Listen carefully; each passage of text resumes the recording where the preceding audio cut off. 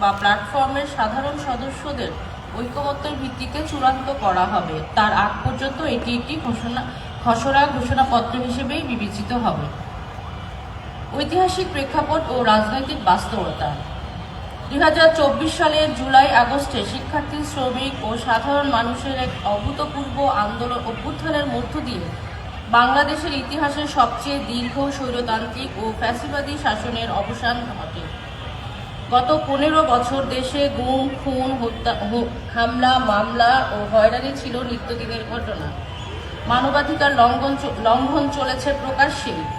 একই সময়ে অর্থ পাচার, ব্যাংক লুট, বেকারত্ব ও দ্রব্যমূল্যের লাগামহীন ঊর্ধ্বগতি মানুষের জীবনকে বিপর্যস্ত করে তোলে। উন্নয়নের নামে হয়েছে অবাধ দুর্নীতি, পরিবেশ ধ্বংস, ভবন ধ্বংস, অগ্নিকাণ্ড ও সড়ক দুর্ঘটনায় প্রাণ গেছে অসংখ্য মানুষের। এসবই ছিল কাঠামোগত সহিংসতার বাস্তব চিত্র। মুক্তিযুদ্ধের মতো মহান ঐতিহাসিক ঘটনাকে স্বৈরতান্ত্রিক মতাদর্শের হাতিয়ার বানানো হয়। নির্বাচন ব্যবস্থা ধ্বংস করে শান্তিপূর্ণ ক্ষমতা হস্তান্তরের পথ কার্যত বন্ধ করে দেয়া হয়। এসব কারণ মিলেই জুলাইয়ের গণ অভ্যুত্থানের পটভূমি তৈরি হয়।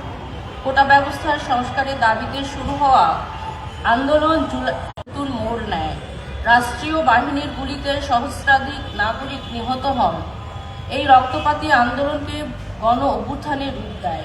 শেষ পর্যন্ত স্বৈরাচারী ও ফ্যাসিবাদী শেখ হাসিনাকে বলসহ দেশ ছেড়ে পালাতে বাধ্য হতে হয়। জুলাই গণ অভ্যুত্থান বাংলাদেশ নামক এই ভূখণ্ডের মানুষের জুলুম, শোষণ ও বৈষম্যের দীর্ঘদিনের লড়াইয়ের একটি ধারাবাহিক রূপ। এটি একই সঙ্গে জনগণের গণতান্ত্রিক আকাঙ্ক্ষার স্বাভাবিক প্রকাশ। পদ্মা, যমুনা, মেঘনা ও ব্রহ্মপুত্র সহ অসংখ্য নদীতে প্লাবিত এই বদ্বীপ উর্বর মাটি ও প্রকৃতির বৈচিত্র্যে সমৃদ্ধ। এই ভূখণ্ডের মানুষের সঙ্গে সঙ্গে নিজস্ব এক জীবনযাত্রা গড়ে উঠেছে। নদী নির্ভর ওই ভৌগোলিক বাস্তবতায় এখানকার মানুষের সামাজিক গঠন, উৎপাদন ব্যবস্থা, ধর্মীয় চর্চা, জীবন দর্শন ও সংস্কৃতিকে গভীরভাবে প্রভাবিত করেছে। মানুষের দৈনন্দিন অভিজ্ঞতার ভেতর বিভিন্ন ধর্ম, দর্শন ও জীবন স্বাভাবিক মিশে দীর্ঘকাল ধরে গড়ে উঠেছে। এই আবহমান জীবন ও সমাজ ব্যবস্থায় বড় ধরনের ধাক্কা আসে ব্রিটিশ ঔপনিবেশিক শাসন আমলে। প্রায় 200 বছরের শাসনে তারা বাংলার জমিন নিংড়ে সম্পদ লুট করেছে। একের পর এক দুর্ভিক্ষে মানুষ মারা গেছে। একই সঙ্গে তারা নিজেদের শাসন ব্যবস্থা টিকিয়ে রাখতে অনুগত সামাজিক শ্রেণী তৈরি করেছে এবং শাসনের উপযোগী আইন কানুন চাপিয়ে দিয়েছে। এই শাসন একদিকে বাংলার স্থানীয় শিল্প, সমাজনীতি, রাজনীতি ও দর্শনের স্বাভাবিক বিকাশকে মারাত্মকভাবে বাধাগ্রস্ত করে। অন্যদিকে ডিভাইড অ্যান্ড রুল নীতির মাধ্যমে যুগ যুগ ধরে চলে আসা সামাজিক সম্প্রীতি ও পার্থক্যকে বিদ্বেষে রূপ দেয়। এর মধ্য দিয়ে সাম্প্রদায়িক রাজনীতির সূচনা হয়। হিন্দু ও মুসলমান ধর্মীয় সম্প্রদায়ের মধ্যে গভীর অনাস্থা ও বিভেদের বীজ তখনই রোপিত হয়। ঔপনিবেশিক শাসনের বিরুদ্ধে এই ভূখণ্ডের মানুষ নানা কায়দায় প্রতিবাদ, প্রতিরোধ ও বিদ্রোহ গড়ে তুলেছিল। ইতিহাস জুড়ে একের পর এক আন্দোলন ও বিদ্রোহে তারা শাসনকে অন্যায়কে চ্যালেঞ্জ করেছে। ফকির সন্ন্যাসী বিদ্রোহ, চূড়া বিদ্রোহ, পাগলপন্থী আন্দোলন, বারাসাত বিদ্রোহ, ফরাইজি আন্দোলন, সাঁওতাল বিদ্রোহ, বিপ্লবী সিপাহী বিপ্লব, চট্টগ্রাম যুব বিদ্রোহ তারই উদাহরণ। এরপর এসেছে মুলুকে চলো আন্দোলন, সলঙ্গা গণহত্যা, তেভাগা আন্দোলন, টঙ্ক আন্দোলন, নাচর বিদ্রোহ ও নামকার বিদ্রোহ। এসব লড়াইয়ে এই জনপদের রক্তে মাটি বারবার রঞ্জিত হয়েছে। উপনিবেশ বিরোধী আন্দোলনের ধারাবাহিকতায় পাকিস্তান আন্দোলনও ছিল এই অঞ্চলের মানুষের আরেকটি গণতান্ত্রিক সংগ্রাম। ব্রিটিশ শাসন থেকে মুক্ত হয়ে যে পাকিস্তান রাষ্ট্রের জন্ম হয় তা জনগণের আশা আকাঙ্ক্ষা পূরণ করতে পারেনি, বরং নতুন রাষ্ট্রটি দ্রুতই এক ধরনের ঔপনিবেশিক রূপ ধারণ করে।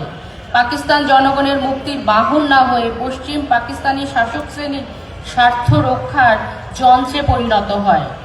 ব্রিটিশ ঔপনিবেশিক রাষ্ট্র কাঠামোর মৌলিক পরিবর্তন সেখানে ঘটেনি। এই বাস্তবতার বিরুদ্ধে আবারও আন্দোলনে নামে এই অঞ্চলের মানুষ।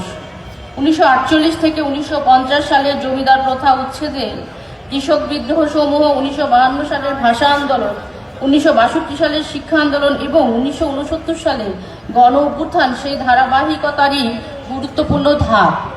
এসব আন্দোলনের পথ ধরে 1971 সালে মুক্তিযুদ্ধ সংঘটিত হয়, যা এই ভূখণ্ডের মানুষের স্বাধীনতার সংগ্রামের সবচেয়ে উচ্চতম মুহূর্ত। অগণিত মানুষের রক্ত ও ত্যাগের বিনিময়ে শেষ পর্যন্ত একটি স্বাধীন রাষ্ট্রের জন্ম হয়। মাত্র 25 বছরের ব্যবধানে দুটি রাষ্ট্রের জন্ম প্রক্রিয়ার সঙ্গে এই অঞ্চলের মানুষের সক্রিয় অংশগ্রহণ তাদের দীর্ঘদিনের গণতান্ত্রিক সংগ্রাম ও রাজনৈতিক তৎপরতারই স্পষ্ট স্মারক। 1971 সালের মুক্তিযুদ্ধের মাধ্যমে একটি স্বাধীন রাষ্ট্র পেলেও খুব দ্রুত স্পষ্ট হয় সেই রাষ্ট্রের কাঠামো ঔপনিবেশিক উত্তরাধিকারী বহন করছে। স্বাধীনতার ঘোষণাপত্রে সাম্য, মানবিক মর্যাদা ও সামাজিক ন্যায় বিচারের অঙ্গীকার ছিল, কিন্তু 1972 সালে প্রণীত সংবিধানের সেই অঙ্গীকার বাস্তবায়নের বদলে গণতান্ত্রিক ব্যবস্থাকে দুর্বল এবং সাংবিধানিক স্বৈরতন্ত্রের পথ খুলে দেয়া হয়। সংবিধানে বলা হয় সকল ক্ষমতার মালিক জনগণ। বাস্তবে দেখা যায় সেই ক্ষমতা কেন্দ্রীভূত করা হয় একজন সুপ্রিম লিডারের হাতে। পরবর্তীতে একের পর এক জনবিরোধী সংশোধনীতে জনমানুষের গণতান্ত্রিক এবং নাগরিক অধিকারগুলো কেড়ে নেওয়া হয়, ক্ষমতাকে আরো কুক্ষিগত করা হয়, একই সঙ্গে যুক্ত হয় ঔপনিবেশিক আইন কাঠামো। এই মিলন থেকেই বাংলাদেশ রাষ্ট্রের এক ফ্যাসিবাদী কাঠামো গড়ে ওঠে। এই কাঠামো গত 54 বছরের শান্তিপূর্ণ ক্ষমতা হস্তান্তরের পথ বারবার ব্যাহত করেছে। যিনি ক্ষমতায় এসেছেন তাকে শান্তিপূর্ণভাবে নামানোর কোনো টেকসই ব্যবস্থা গড়ে ওঠেনি। একই সঙ্গে নানা অজুহাতে রাষ্ট্র নাগরিকদের প্রাণের অধিকারকে বিপন্ন করে তুলেছে। নাগরিকদের বেঁচে থাকার সহজাত অধিকারের করুণ চিত্র স্পষ্ট হয়ে ওঠে বিভিন্ন শাসনামলে বিচার বহির্ভূত হত্যাকাণ্ড ও পুলিশি সহিংসতার ঘটনায়। কখনো এসবের নাম দেওয়া হয়েছে ক্রসফায়ার, কখনো অভিযান, কখনো আইন শৃঙ্খলা রক্ষা। নাগরিকদের বেঁচে থাকার সহজাত অধিকারের করুণ চিত্র স্পষ্ট হয়ে ওঠে বিভিন্ন শাসনামলে বিচার বহির্ভূত হত্যাকাণ্ড ও পুলিশি সহিংসতার ঘটনায়। কখনো এসবের নাম দেওয়া, দুঃখিত আমি আবার বলছি, 1990 সালের গণ আন্দোলনের মাধ্যমে সামরিক স্বৈরাচার পতন ঘটলেও গণতন্ত্রের পথে যাত্রা মসৃণ হয়নি, বরং সময়ের সঙ্গে সঙ্গে গণতন্ত্রের পদযাত্রায় গভীর হয়েছে। সেই ধারাবাহিকতাতেই 15 বছরের ফ্যাসিবাদী শাসন ব্যবস্থার চূড়ান্ত রূপ প্রত্যক্ষ করেছে দেশের মানুষ। গুম, ক্রসফায়ার, 1913 সালের শাপলা চত্বরের হত্যাযজ্ঞ, ভিন্ন মতের চিন্তক এবং লেখকদের ধারাবাহিক হত্যা, ডিজিটাল নিরাপত্তা আইন সহ বিভিন্ন নিবর্তনমূলক আইনে রাজনৈতিক প্রতিপক্ষের বিরুদ্ধে, এমনকি মত প্রকাশের কারণে সাধারণ মানুষের বিরুদ্ধে গণহারে মামলা, আইনি হেফাজতে হত্যার মতন ঘটনাগুলো ফ্যাসিবাদী রাষ্ট্র কাঠামোর ভয়াবহ বাস্তবতাকেই সামনে এনে দিয়েছে। দেশের সামগ্রিক অর্থনীতি কৃষক ও শ্রমজীবী মানুষের উপর দাঁড়িয়ে থাকলেও এর সুফল ভোগ করেছে সমাজের একটি ক্ষুদ্র অংশ। স্বাধীনতার পর রাষ্ট্র গঠনের শুরুতেই এই বৈষম্যের বীজ রোপিত হয়। রাষ্ট্রায়ত্তকরণের নামে ক্ষমতাসীন দলের অবাধ লুটপাট, মজুতদারি এবং চোরাচালান দেশের অর্থনীতির মেরুদণ্ড ভেঙে দেয়। উৎপাদনমুখী শিল্প গড়ে তোলার পথে না গিয়ে দেশ ক্রমেই আমদানি নির্ভর হয়ে পড়ে। এতে স্বনির্ভর ও আত্মমর্যাদাশীল অর্থনীতি গড়ে ওঠেনি, বরং সাহায্য, অনুদান ও ঋণ নির্ভর একটি অর্থনৈতিক কাঠামো তৈরি হয়েছে। এই কাঠামোর সঙ্গে যুক্ত হয়েছে বৈষম্যমূলক উন্নয়ন ধারণা, যা অল্প কিছু মানুষের লাভ নিশ্চিত করলেও সাধারণ মানুষের জীবন বদলাতে পারেনি।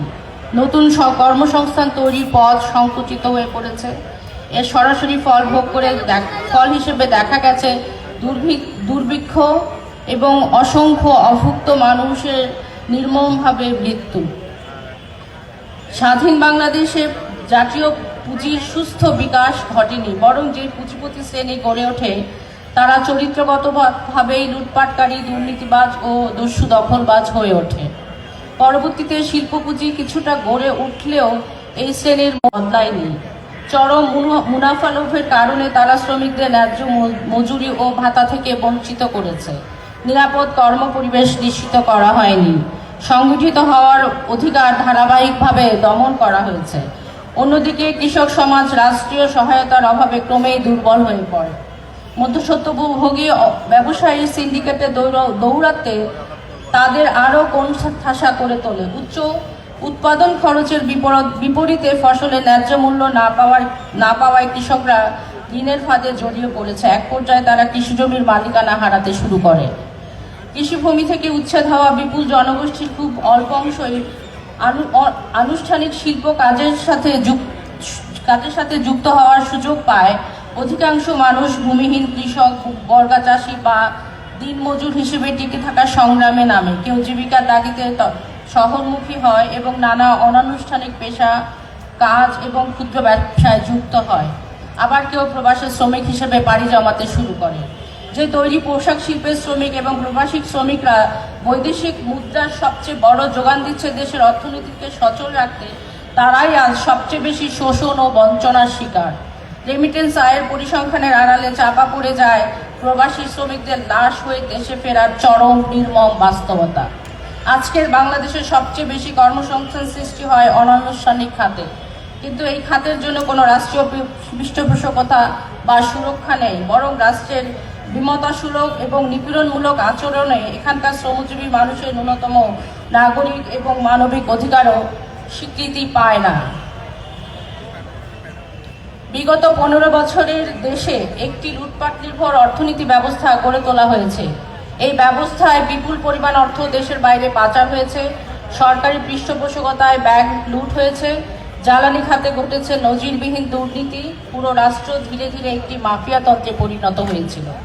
উন্নয়নের স্লোগান ব্যবহার করে পরিবেশ ও জীবন বৈচিত্র্যকে মারাত্মক ঝুঁকির মধ্যে ফেলে দেওয়া হয়েছে।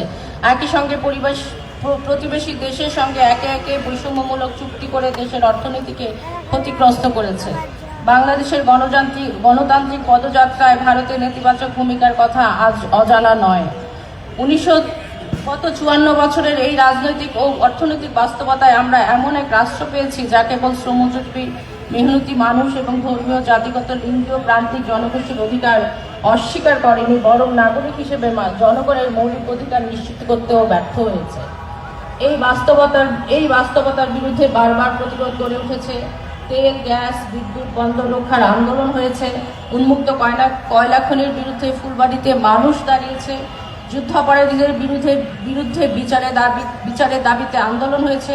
সুন্দরবন সহ প্রাণ, প্রকৃতি, পরিবেশ রক্ষার দাবিতে ধর্ষণ ও যৌন নিপীড়নের বিরুদ্ধে প্রতিবাদ করেছে।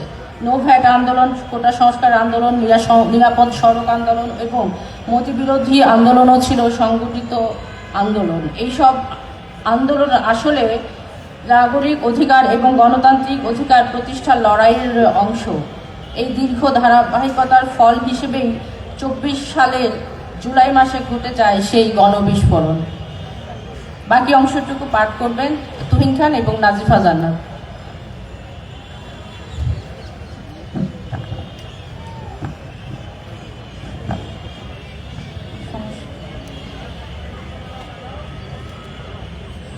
জুলাইয়ের পথ। জুলাই আমাদের সামনে বাংলাদেশ রাষ্ট্রের সঙ্গে নাগরিকের সম্পর্কের মৌলিক প্রশ্নটি স্পষ্টভাবে হাজির করে। জুলাই কেবল শাসক পরিবর্তনের ঘোষণা ছিল না, এটি ছিল ফ্যাসিবাদী রাষ্ট্র কাঠামো ভেঙে রাষ্ট্র সংস্কারের মাধ্যমে একটি প্রকৃত গণতান্ত্রিক ব্যবস্থা প্রতিষ্ঠার আকাঙ্ক্ষার প্রকাশ। অন্তর্ভুক্তিমূলক রাজনৈতিকের পরিসরের দাবি নিয়ে জুলাই আমাদের সামনে এসেছিল। অন্তর্বর্তীকালীন সরকার রাষ্ট্র সংস্কারের নানা উদ্যোগ গ্রহণ করলেও 1.5 বছর পর এসে বাস্তবতা ভিন্ন ও হতাশাজনক। একই সঙ্গে যে অন্তর্ভুক্তিমূলক রাজনৈতিক পরিসরের স্বপ্ন তৈরি হয়েছিল তা আজ অনেকটাই ভেঙে পড়েছে। আমরা দেখতে পাচ্ছি পুরনো রাজনৈতিক বন্দোবস্তের ভাষা ও চর্চার পুনরুত্থান। সিদ্ধান্ত গ্রহণের প্রক্রিয়ায় সংখ্যাগুরুর পাশাপাশি সংখ্যালঘুর কণ্ঠস্বর নিশ্চিত করার যে গণতান্ত্রিক ধারণা তার গুরুতর লঙ্ঘন ঘটেছে। ধর্মীয়, জাতিগত ও লৈঙ্গিক পরিচয়ের সংখ্যালঘু এবং প্রান্তিক জনগোষ্ঠীর জীবন আরও বেশি ঝুঁকির মধ্যে ঠেলে দেওয়া হচ্ছে।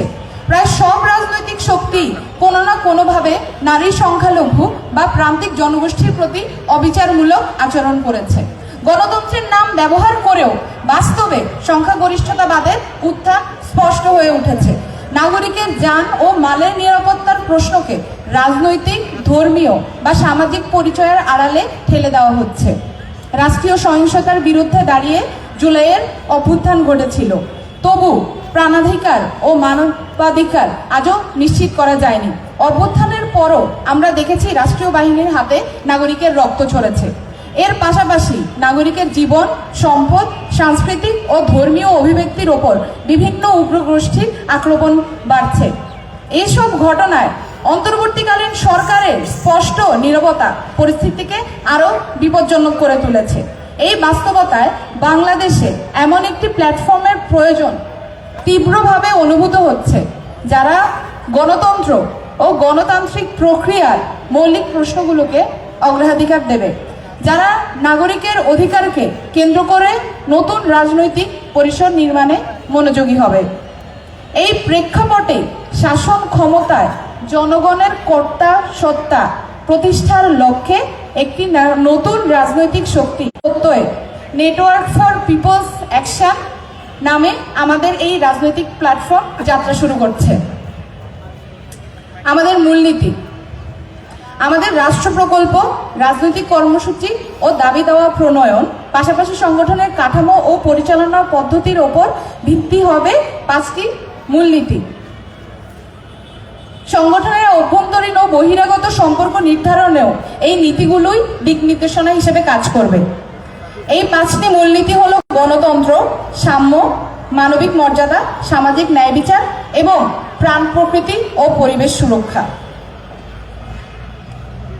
প্ল্যাটফর্মের লক্ষ্য ও উদ্দেশ্য, আমাদের লক্ষ্য বাংলাদেশের জনগণের জন্য এমন একটি রাজনৈতিক শক্তি গড়ে তোলা, যা দেশের গণতান্ত্রিক রূপান্তরের প্রক্রিয়াকে তার যৌক্তিক পরিণতির দিকে নিয়ে যাবে। একই সঙ্গে এই শক্তি সাম্য, মানবিক মর্যাদা ও সামাজিক ন্যায় বিচার প্রতিষ্ঠার সংগ্রামে অগ্রণী ভূমিকা পালন করবে। এই লক্ষ্য সামনে রেখেই আমরা একটি শক্তিশালী ও কার্যকর রাজনৈতিক শক্তি গড়ে তুলতে চাই। উদ্দেশ্যগুলো: 1. সর্বস্তরে গণতন্ত্র প্রতিষ্ঠা। ক্ষমতার আশেপাশে থাকা রাজনৈতিক দলগুলো ক্ষমতার জন্য মরিয়া। ক্ষমতা হারানোর ভয় তাদের গ্রাস করে রেখেছে। এই ক্ষমতার দ্বন্দ্ব ও পারস্পরিক অবিশ্বাসের কারণে দেশে আর জনগণের পূর্ণ ভোটাধিকার প্রতিষ্ঠিত হয়নি।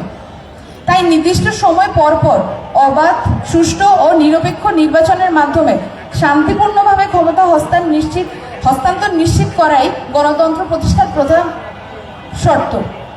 তবে শুধু ভোট দেওয়ার অধিকার থাকলেই গণতন্ত্র হয় না। আমরা এমন গণতন্ত্র চাই যেখানে সংখ্যালঘু, দুর্বল ও প্রান্তিক মানুষের কথাও গুরুত্ব পাবে, যেখানে ক্ষমতাহীন মানুষের কণ্ঠস্বর শোনা যাবে এবং নাগরিক অধিকার বাস্তবে সুরক্ষিত থাকবে। আমরা চাই রাষ্ট্র ও সমাজের সব প্রতিষ্ঠানেই গণতন্ত্রের চর্চা থাকুক। একই সঙ্গে দীর্ঘদিন ধরে গড়ে ওঠা অসম ক্ষমতার কাঠামো ভাঙতে সক্রিয় ভূমিকা রাখতে চাই। 2. সাম্য ও সমাধিকার প্রতিষ্ঠা। বাংলাদেশ শুরু থেকে জাতিগত, ধর্মীয় ও লিঙ্গীয় সংখ্যাগরিষ্ঠতাবাদী একটি রাষ্ট্র হিসেবে গড়ে উঠেছে। রাষ্ট্র এখানে বাঙালি ব্যতীত অন্যান্য জাতিগোষ্ঠীকে স্বীকার করে না। হিন্দু, বৌদ্ধ, খ্রিস্টান ধর্মসহ ও অন্যান্য বিশ্বাস আকিদাগত প্রান্তিক জনগোষ্ঠী ধারাবাহিকভাবে সাম্প্রদায়িক হামলা ও আক্রমণ, নিপীড়নের শিকার হয়ে আসছে। এই দেশে নারীর সমান অধিকার এখনো নিশ্চিত হয়নি, বরং নারীরা প্রতিদিন যৌন হয়রানি সহ বিভিন্ন ধরনের সহিংসতার মুখে পড়ছে। একইভাবে অন্যান্য প্রান্তিক লিঙ্গ পরিচয়ের মানুষেরও কোনো সামাজিক বা রাষ্ট্রীয় স্বীকৃতি নেই। আমরা এমন একটি রাষ্ট্র ও সমাজ গড়ে তুলতে চাই যেখানে জাতি, ধর্ম, বর্ণ, লিঙ্গ ও শ্রেণী নির্বিশেষে সকল নাগরিকের সমান মর্যাদা ও সমান অধিকার থাকবে। সকল লিঙ্গ, জাতিগোষ্ঠী এবং ধর্ম ও বিশ্বাসের মানুষের নিরাপত্তা ও সমমর্যাদা নিশ্চিত করাই আমাদের লক্ষ্য। একই সঙ্গে রাষ্ট্রীয় সুযোগ সুবিধায় তাদের সমান অধিকার থাকবে। এর পাশাপাশি আমরা চাই রাষ্ট্র ও সমাজ পরিচালনার প্রতিটি স্তরে তাদের সক্রিয় অংশগ্রহণ ও প্রকৃত অংশীদারিত্ব নিশ্চিত করা। 3. সংবিধান সংস্কার। আমাদের সংবিধানের 7ম অনুচ্ছেদে স্পষ্টভাবে বলা হয়েছে যে রাষ্ট্রের সকল ক্ষমতার মালিক জনগণ। জনগণের পক্ষেই এই ক্ষমতা সংবিধানের অধীনেই প্রয়োগ হওয়ার কথা। একই সঙ্গে বলা হয়েছে সংবিধান হবে রাষ্ট্রের সর্বোচ্চ আইন। সংবিধানের সাথে অসামঞ্জস্য কোনো আইন থাকলে তা বাতিল বলে গণ্য হবে। কিন্তু বাস্তবে আমরা দেখছি 1972 সালের সংবিধান এবং পরবর্তী সংশোধনগুলোর মধ্যে বারবার জনগণের সেই ক্ষমতার মালিকানাকে অস্বীকার করা হচ্ছে। রাষ্ট্রীয় ক্ষমতা ধীরে ধীরে জনগণের হাত থেকে সরে গিয়ে সীমিত কিছু গোষ্ঠীর হাতে কেন্দ্রীভূত হয়েছে। আমরা এমন সংবিধান সংস্কারের পক্ষে কাজ করতে চাই যা সত্যিকার অর্থে সপ্তম অনুচ্ছেদের চেতনা বাস্তবায়ন করবে, অর্থাৎ রাষ্ট্রের সকল ক্ষমতা জনগণের হাতে ফিরিয়ে দেবে। এজন্য সংবিধানের সঙ্গে অসামঞ্জস্য অনুচ্ছেদগুলো বাতিল, পরিবর্তন বা সংশোধন করতে হবে।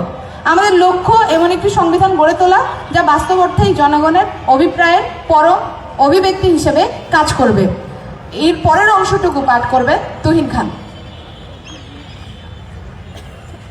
ধন্যবাদ। 4. মৌলিক অধিকার নিশ্চিতকরণ। বাংলাদেশের জনগণ আজ মৌলিক, নাগরিক ও গণতান্ত্রিক অধিকার থেকে বঞ্চিত। আমরা এমন একটি রাষ্ট্র গঠনে ভূমিকা রাখতে চাই যা প্রতিটি নাগরিকের অধিকারকে স্বীকৃতি দেবে এবং তা বাস্তবে নিশ্চিত করবে। আমরা চাই রাষ্ট্র মানসম্মত ও গণতান্ত্রিক শিক্ষা নিশ্চিত করুক। একই সঙ্গে জনগণের সুস্বাস্থ্যের দায়িত্ব রাষ্ট্র নিজে নেবে। প্রতিটি পরিবারের কর্মক্ষম সদস্যের জন্য কর্মসংস্থান নিশ্চিত করা এবং সম্মানজনক জীবনযাপনের উপযোগী মজুরি প্রদান রাষ্ট্রের দায়িত্ব হতে হবে। যারা কর্মহীন তাদের সামাজিক সুরক্ষা বলয়ের আওতায় নিয়ে আসতে হবে। রাষ্ট্রের দায়িত্ব হবে সকল মানুষের অন্ন, বস্ত্র ও বাসস্থানের নিশ্চয়তা দেওয়া। জাতি, ধর্ম, লিঙ্গ, শ্রেণী নির্বিশেষে নাগরিক হিসাবে সকলের জন্য সমান সুযোগ ও সুবিধা নিশ্চিত করতে হবে। একই সঙ্গে রাষ্ট্রকে জনগণের জান ও মালের নিরাপত্তা নিশ্চিত করতে হবে। যে কোনো জুলুম ও নিপীড়নের বিরুদ্ধে নাগরিককে আশ্রয় দিতে হবে এবং ন্যায় বিচার নিশ্চিত করতে হবে। প্রতিটি নাগরিকের মত প্রকাশের স্বাধীনতা ও ধর্মীয় স্বাধীনতাও পূর্ণভাবে সুরক্ষিত করতে হবে। 5. রাষ্ট্রীয় প্রতিষ্ঠানসমূহের সংস্কার। বর্তমান ক্ষমতা কাঠামোয় রাষ্ট্রীয় প্রতিষ্ঠানগুলো জনগণের সেবক না হয়ে শাসক ও ক্ষমতাসীন শ্রেণীর অনুগত শক্তিতে পরিণত হয়েছে। তারা জনগণের উপর ক্ষমতা প্রয়োগের অংশীদার হয়ে উঠেছে এবং সেই ক্ষমতাকে সম্পদে রূপান্তরের কাজে ব্যবহার করছে। এর ফলে জনগণের রক্ষক প্রতিষ্ঠানগুলো অনেক ক্ষেত্রে ভক্ষকের ভূমিকায় অবতীর্ণ হয়েছে। আমরা রাষ্ট্রীয় প্রতিষ্ঠানগুলোকে জনগণের অধিকার সুরক্ষা ও সেবাভিত্তিক কাঠামোয় রূপান্তর করতে চাই। এর জন্য প্রয়োজন রাষ্ট্রীয় প্রতিষ্ঠানগুলোকে সরকার প্রধান ও ক্ষমতাসীন দলের সরাসরি নিয়ন্ত্রণ ও প্রভাব মুক্ত করা। একই সঙ্গে এসব প্রতিষ্ঠানকে জনগণের কাছে জবাবদিহির আওতায় আনতে হবে। আমরা আইন বিভাগ, নির্বাহী বিভাগ ও বিচার বিভাগের পূর্ণ কার্যকর পৃথকীকরণ চাই। পাশাপাশি ক্ষমতার বিকেন্দ্রীকরণের লক্ষ্যে শক্তিশালী স্থানীয় সরকার ব্যবস্থা গড়ে তুলতে চাই। এই স্থানীয় সরকার হতে হবে আর্থিকভাবে স্বয়ংসম্পূর্ণ, কেন্দ্রীয় নিয়ন্ত্রণ মুক্ত ও জনগণের কাছে সরাসরি দায়বদ্ধ। 6. অর্থনৈতিক রূপান্তর। আমরা বাংলাদেশের লুটপাট, দুর্নীতি ও সিন্ডিকেট নির্ভর এবং পরনির্ভরশীল অর্থনীতির আমূল পরিবর্তন চাই। এর জায়গায় আমরা গড়ে তুলতে চাই একটি স্বনির্ভর, আত্মমর্যাদাশীল, উৎপাদনমুখী ও জনকল্যাণ ভিত্তিক অর্থনীতি। আমাদের লক্ষ্য দেশের প্রাকৃতিক সম্পদ ও মানব সম্পদের সর্বোত্তম ব্যবহার নিশ্চিত করা।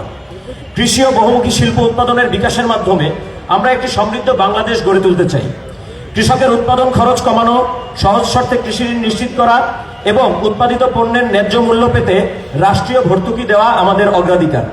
একই সঙ্গে শিল্প শ্রমিকদের জন্য ন্যায্য ও সম্মানজনক মজুরি কাঠামো গড়ে তুলতে চাই, যাতে তারা নিয়মিত মজুরি ও ভাতা পান। আমরা একটি শক্তিশালী ও কার্যকরভাবে নিয়ন্ত্রিত বাজার ব্যবস্থা প্রতিষ্ঠা করতে চাই।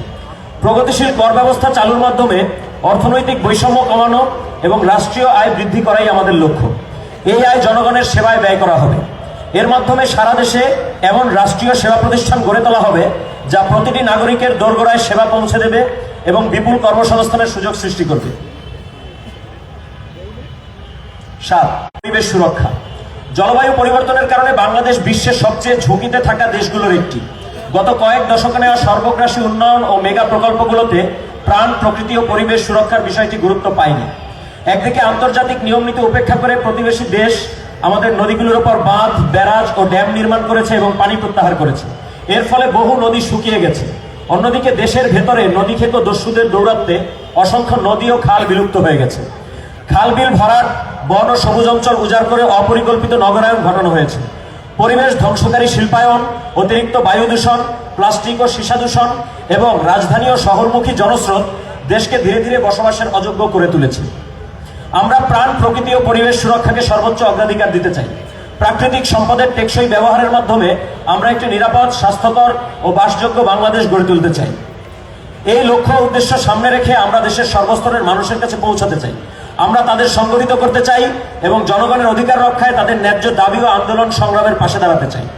যেসব অ্যাক্টিভিস্ট ও সংগঠন এই লক্ষ্য ও উদ্দেশ্য বাস্তবায়নে একসঙ্গে কাজ করতে আগ্রহী, তাদের সঙ্গে সম্মিলিত আলোচনার মাধ্যমে জনগণের মধ্য থেকেই একটি নতুন রাজনৈতিক শক্তি গড়ে তুলতে চাই।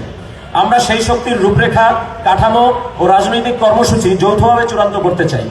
আমাদের লক্ষ্য এমন একটি আন্দোলন গড়ে তোলা যা দেশ জুড়ে ধারাবাহিক সংগ্রামের মাধ্যমে শাসক শ্রেণীকে জনগণের দাবি মানতে বাধ্য করবে। একই সঙ্গে শাসন ক্ষমতায় জনগণের প্রকৃত মালিকানাও প্রতিষ্ঠা করবে।